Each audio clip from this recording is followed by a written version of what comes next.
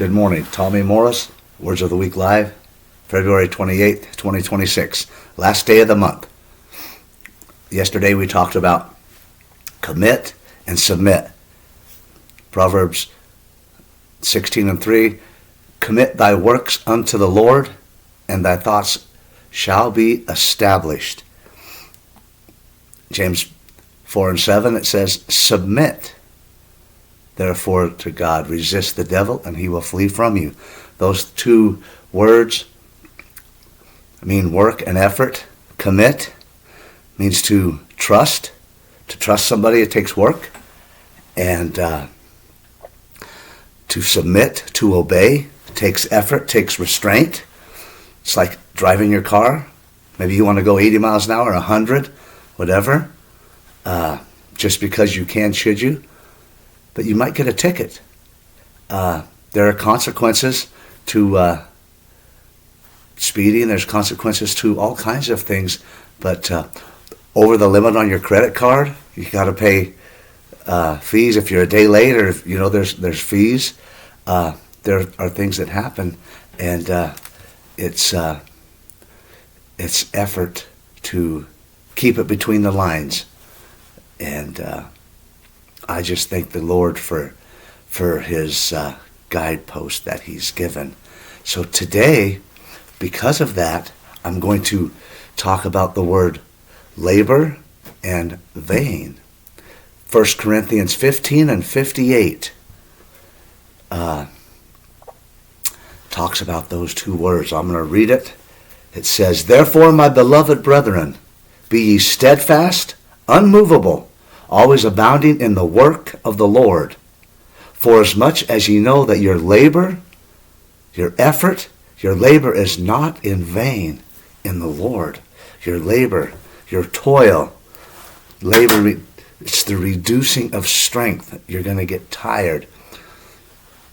Driving 80 when the speed limit's 80, and then versus 100, it takes effort, it takes labor, it's work to exercise restraint. It's work to exercise, not to get that next helping of ice cream or that next helping of whatever your favorite food might be. It's labor, it's effort, it's restraint. And we all know the story of Solomon. In Ecclesiastes, he wrote, vanity of vanities, all is vanity. The word vanity means just empty, desolate. And vain means empty, to fail. We all know that story of Solomon. He's not mentioned in the chapter of faith in Hebrews. Vanity of vanities. Let's labor for the Lord. Let's labor for the Lord when I say that, because in Proverbs 16:3, commit thy works unto the Lord, and thy thoughts shall be established. That word, commit thy works unto the Lord. Commit a new way of doing things, a new way of behaving. Maybe Costco will be closed on Sunday. Who knows? It would change people's behavior a little bit, or maybe they're not. We decided, you know what? I'm not going to go to Costco on Sunday. I'm going to do something a little different. But it's works. It's our behavior. It's our occupations. What one of the meanings of that word works is our occupation, to toil, to put effort out, and our behavior. And if we can labor for virtue, excuse me, the lady that had the issue of blood, excuse me, I'm sorry. Jesus said, I feel virtue went out of me. Something went out of me that healed her. Her faith healed her. She knew if she got close to him, she knew if she put that effort for that labor, she knew if she went to the throne, she knew that she would be healed. Cornelius knew if he could get the Lord to come, just say the word. He didn't even have to come, just say the word. There's labor involved in that. There's effort involved in that. Keeping your thoughts, keeping your mind in the right frame of thought to accomplish the things that we need to do day by day. There's virtue that went out of that lady, went out of Christ to heal that lady, and she was strengthened. She was healed. But in Philippians 4 and 8, I believe it is, whatsoever things are good, whatsoever things are pure, whatsoever things are of a good report, if there be any virtue, think on these things, any strength. Virtue is a character trait like morality, virtue, doing the right thing, being upright, just not lying to one another. Who wants to be lied to? Who wants to be stolen from? Not just material things, but ideas and things like that. And, stealing someone's character, assassination, hurting people that way. Virtue is a armor. It takes effort to keep a virtuous way. And we just had a kids' prayer meeting last night for the youth. And one of the things that was mentioned was virtue. To what can they do? They go to school, they go in and out. Is if they exhibit virtue and honesty and things with that wisdom and with not going around telling them you're going to do this, you need to act this way, but just them acting in a certain way that is a little different than the rest of them, and the strength and the effort and the armor to hold their ground. The power of God, the quickening of God's Spirit will do that. And so these two words today, labor and vain. We don't labor in vain.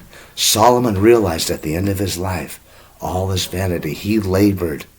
There was nothing that he didn't try, it says. He never refused himself anything. And he said, vanity of vanities. And this verse here, I'll read it again. The last part of it says, for as much as you know that your labor is not in vain in the Lord. As much as you know. When you know you're going to get a raise, you know when you go at the end of the pay period, you're going to get a paycheck. When you know that the sun's going to come up tomorrow, however, it might be rainy, it might be whatever, but we know that there's going to be a new day. When you know things, it changes our compelling force, that thing that motivates us. When you know something, when you were little, when you were young, your parents or a family member that you really looked up to told you something. You took it to the bank. You could take, I know that because he said. Well, the Word of God says, I know. And it says here, for as much as you know that your labor is not in vain. It's not in vain when we're living for God.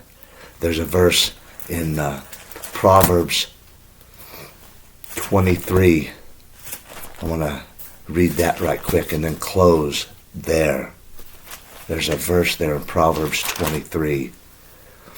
23:26 says, my son, give me thine heart. Period. Give me thine heart. Give me thy mind, thy intellect, thy feelings.